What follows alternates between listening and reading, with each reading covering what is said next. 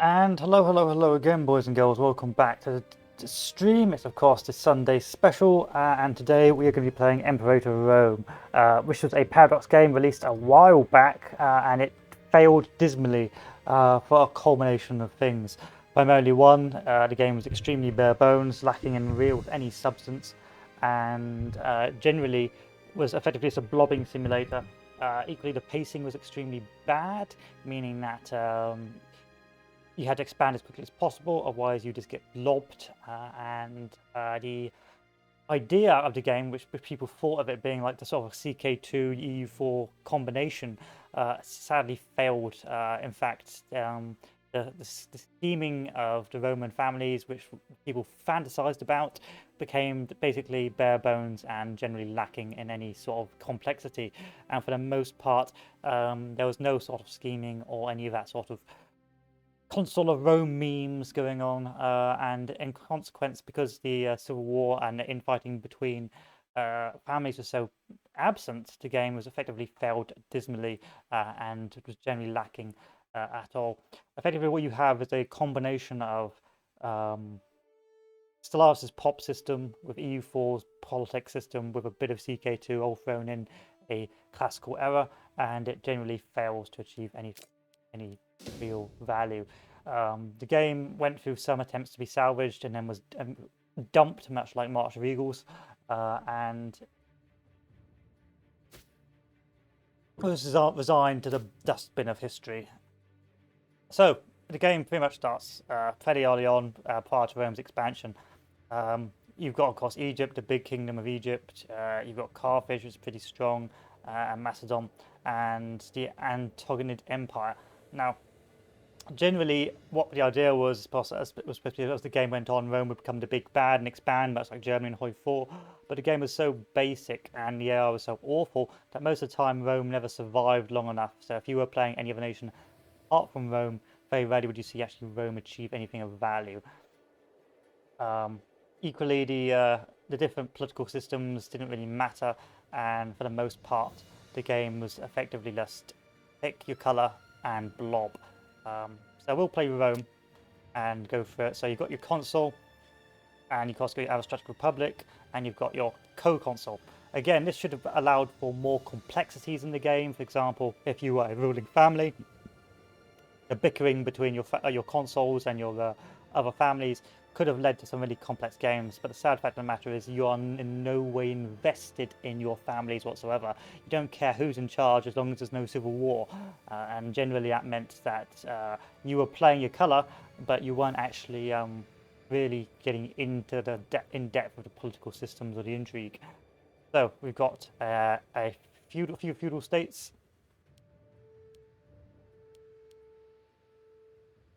and a quite healthy pop. So for over 20 years, the nascent Roman Republic has fought a harsh campaign against the Samnite people to the south. Although victory often seemed far from the grass, the war ended in Rome's favour, resulting in the liberation of the important Greek city of Neapolis. The Samnites, however, have retreated to lick their wounds, are far from defeated. In the north, the Etruscan people eyed the expansion of the Republic with apprehension. To the south, mirrored the Greek state's plot, and on the far-flung inland Sicily, the foreign invasion of the mysterious Carthaginian Empire threatens to upset the precarious balance of power.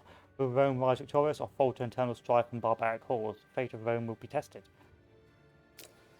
So, the game starts. You've got a pop system, which you don't really care about. You've got governors, which you can hire in the smaller states.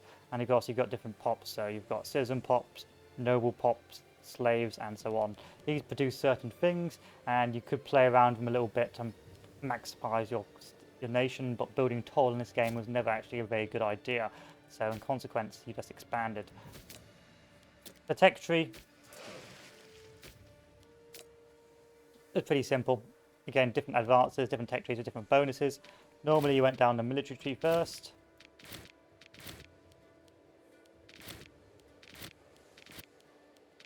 Become overpowered. And then you just kept on, these guys would automatically research for you.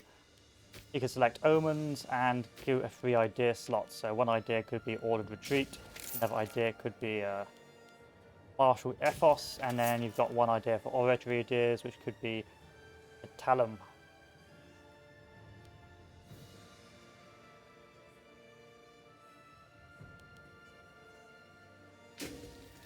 And then you don't unlock this until you change your government type. Got your administration of your provinces, again leading to the potential, the whiff of potential bickering between states, but sadly that never really occurred, and in the end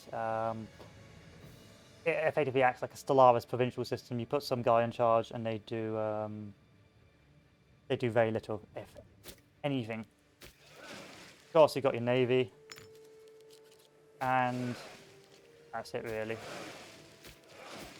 You've also got your mission tree, so you can do Roma Tilia, start missions. And destroy the Italian state stay away, which is not very clever. Or you can encourage expansion, which is probably the better one. You don't really want to destroy the Italian states yet because they're allied with you. You can also trade for different bonuses and resources, so wonders, happiness, and all that jazz. Or you can just do automatic trade and never have to worry about it ever again. And then we, of course, try and declare war. Raise the levies. And send them to independent operations. And these guys will now do their own thing. Of course, you can micro them. And again, it could have led to some interesting things like armies potentially, or generals potentially rebelling against you. But all you have to do is make friends with them or give them money, and then they start doing exactly what you want.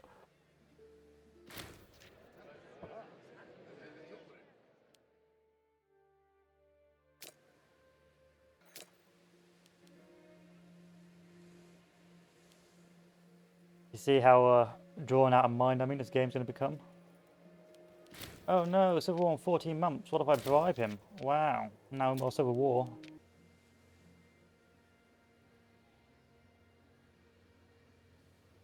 And of course, we have all these wonderful things like government settings. You've got your governments, who's currently in charge. You also oversee them, what their current corruption and their abilities are. And sure, if you want to be a micromanager, you can play around with this to stop corrupt people coming in charge. But it doesn't really matter. Your job is to blob, and the game won't end if you have the corrupt guy in charge. So just keep going. How are you going?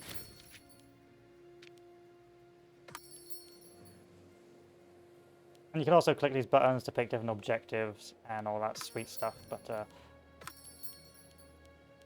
it doesn't matter. And you're getting spammed to death with this garbage as well. So we can import some grain.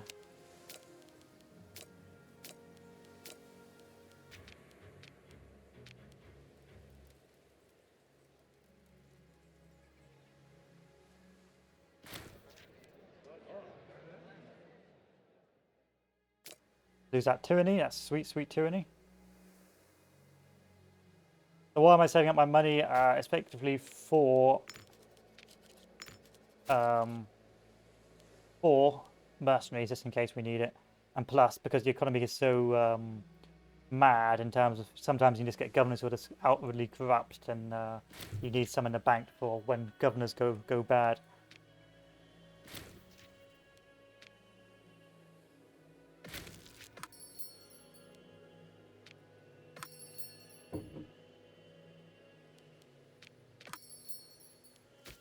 New invention, Frustellum.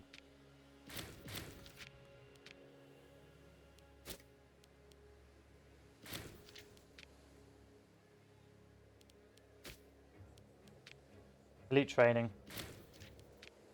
Carry on. Now we could start trying to build ourselves a couple of legions, but we can't really afford to do so right now, so it's not in our interests. Even though it's good to have a standing army that's very strong, a la CK2, not really in your interest to do so when you go bankrupt trying to do it.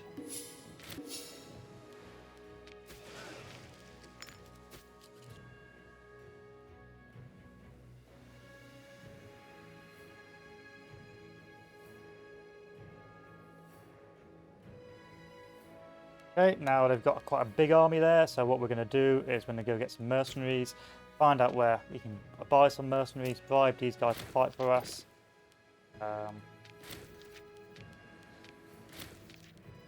Pay for these mercenaries as well. And give these guys orders to do as they please.